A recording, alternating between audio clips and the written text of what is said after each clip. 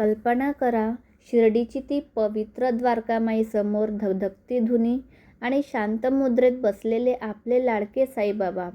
सगळं कसं शांत होतं, पण अचानक बाबांनी आपला उजवा हात सरळ त्या लालभडक विस्तवात घातला. भक्त ओरडले, धावले, पण बाबांचा हात आगीत जळत होता. मित्रांनो, बाबा वेडे झाले होते का? की या मागे भक्तासाठी वाहिलेला रक्ताचा पाझर होता?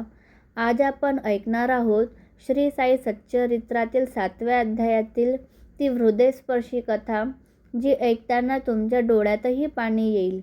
त्या दिवशी धनत्रयोदशी होती. बाबा धुनीसमोर बसले होते आणि अचानक त्यांनी हात विस्तवात खुपसला. लाकडं तडतडत होती, पण बाबांचा हात त्या आगीत होता. श्यामा आणि इतर भक्तांनी बाबांना मागे खेचलं.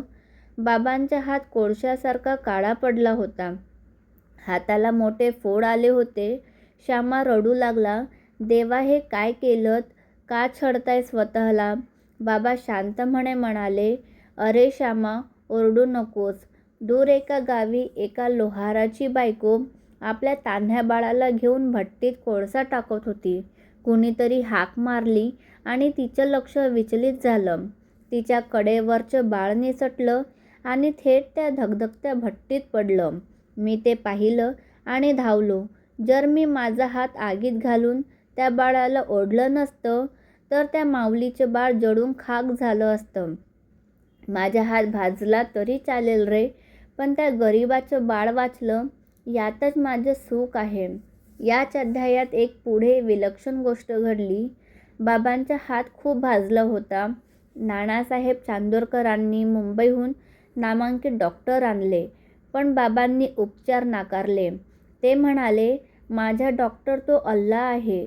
शेवटी एका साध्या वेड्या भक्ताने, भागोजी शिंद्याने, बाबांच्या हाताला पट्टी बांधली. तो कुष्ठरोगी होता, पण त्यांच्या भक्तीपुढे बाबांनी आपले हात टेकले. हे आहे बाबांचं प्रेम. तो जगाचा डॉक्टर आहे. तो आपल्या भक्तांच्या सेवेसाठी स्वतःचं शरीरही व्याधीने भरलेल्या भक्तांच्या स्वाधीन करतो. मित्रांनो, अध्याय 7 आपल्याला फक्त चमत्कार सांगत नाही, तर तो विश्वास देतो.